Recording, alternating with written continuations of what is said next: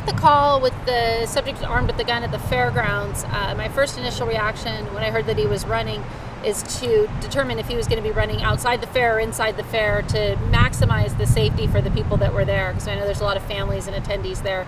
So once I heard that he was out on the street and outside the fairgrounds, it really did give me a little bit of relief, because I knew that then we would just have a regular block search and a perimeter that we are very used to handling. Hey, I'm gonna send the dog up on the roof if you don't come down here now.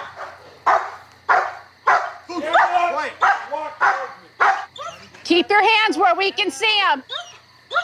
All right, you guys, we got him on the roof. We're trying to have him come down, but he's not. At that point, I was concerned about the safety of the officers, because he has a big advantage over us. We don't have really any cover.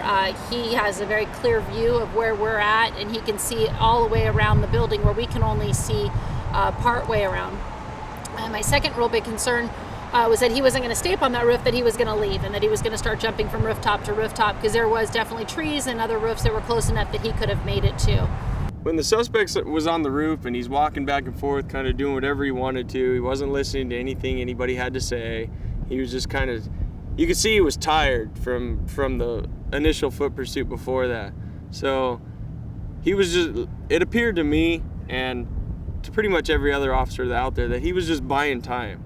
And he actually at one point walked over to the apartment complex next to him and gauged the gap to see how far the gap was from the roof he was on to the roof of the apartment complex. As far as watching him and watching what he was doing, it was difficult because he was not blatantly disobeying us, but he wasn't listening. He was just doing little things that we could tell he was wanting to go with his own program and not follow the commands that we were giving him for the safety of our officers. He kept putting his hands down, he kept walking back and forth and looking around, and from his behavior, I felt that he was just trying to get a little relaxed and start to catch his breath, and then he'd be able to start running again. And then we were going to be in another position where we were going to have to either find him and secure another perimeter, and we had him contained there, and we needed to keep that advantage over him. You know what? You've given him so many warnings, send the dog. We're over it. Hook it!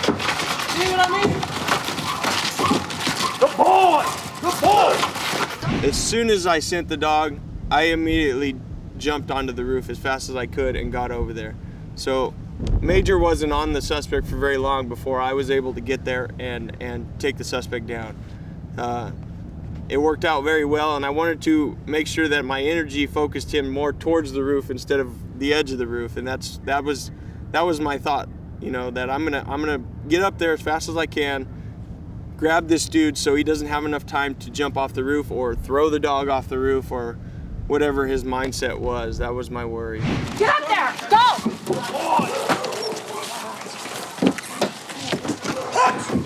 The dog up on the roof, you know, it's not only a different element for me, it's also a different element for him. He hasn't been really familiarized with heights or anything like that. So him being up on the roof, and especially when I put him up on the roof and downed him, he was nervous as well. He kept looking down over the edge, and that was building up his anxiety up on the roof.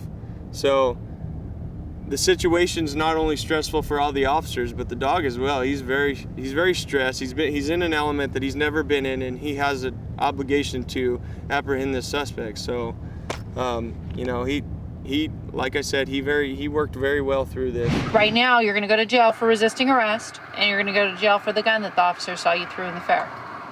You guys are lying. No, dude, we don't lie.